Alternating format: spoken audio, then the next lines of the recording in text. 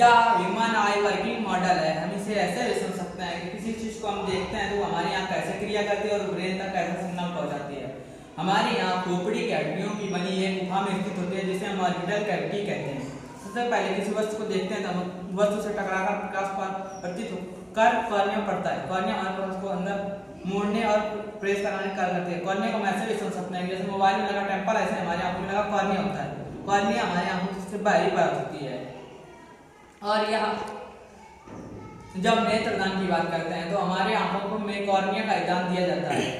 इसके बाद आता है आइरिस। आइरिस हमारे आंख का रंगीन भाग होता है और ये हमारे आंखों को रंग प्रदान करता है। किसी की आंखों का रंग होता है काला, भूरा, नीला होता है। इसके बाद और ये इसका एक और विकार होता है, ये हमारे आंखों को, ये हमारी पुतली को आकार को नियंत्रित करता है। इसके बाद आता है पुतली।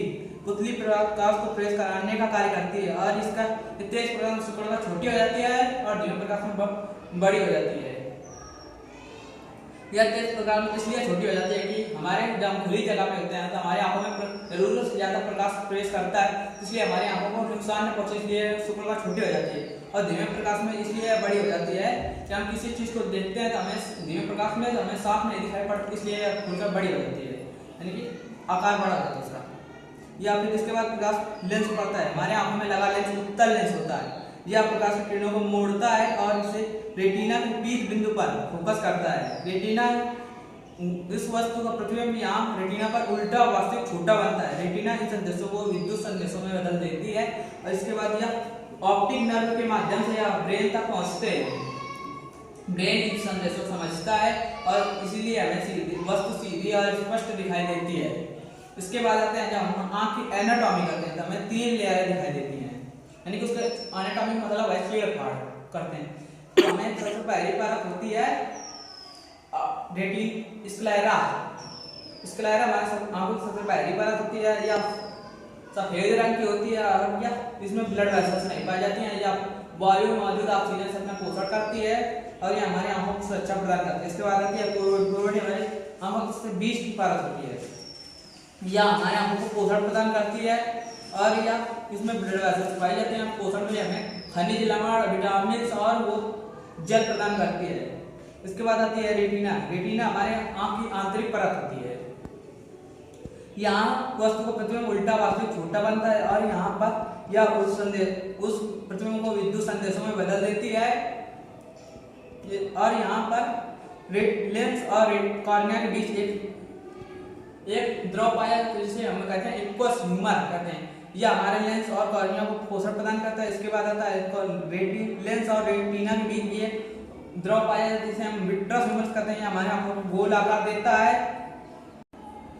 हमारी रेटिना में पीत बिंदु और अन्य बिंदु भी पाई जाते हैं। पीत बिंदु पर वस्तु का प्रतिबिंब स्पष्ट बनता है और अन्य बिंदु पर प्रतिबिंब नहीं बनता।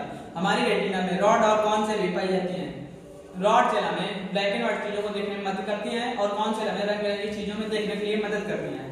अब रॉड सेल जब प्रभावित होते हैं तो हमें कम प्रकाश में नहीं दिखाई पड़ता, इसलिए हमारे पास अंधी रोग हो जाता है। जब कॉन सेल प्रभावित होते हैं तो मोड़ांगता रोग हो जाता है, जिसे वंशानुगत रोग भी कहते हैं। लाल और हरे रंग में अंतर नहीं कर पाते हैं और हमारी आंखों में कुछ दोष हो जाते हैं, जैसे निकट दृष्टि दोष और दूर दृष्टि दोष।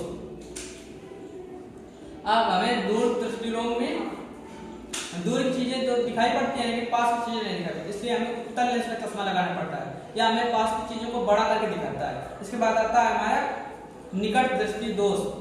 निकट दृष्टि दोष में हमें दूर की चीजें नहीं दिखाई पड़ती लेकिन पास की चीजें दिखाई पड़ती हैं, इसलिए हमें अवतल लेंस का चश्मा लगाना पड़ता है, क्योंकि वह हमें अवतल लेंस हमें दूर की चीजों को उसका प्रतिबिंब हमारे सामने बना देता है। हम उस प्रतिबिंब को देखते हैं लेकिन उसकी वास्तविक चीज को नहीं देख पाते।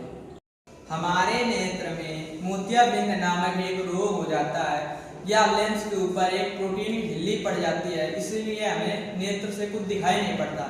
इसके उपचार के लिए डॉक्टर ऑपरेशन करके लेंस को बदल देते हैं या फिर प्रोटीन की झिल्ली को ही हटा देते हैं। इसलिए हमें अपनी आंखों की देखभाल करनी चाहिए और नेत्र है तो जहान है।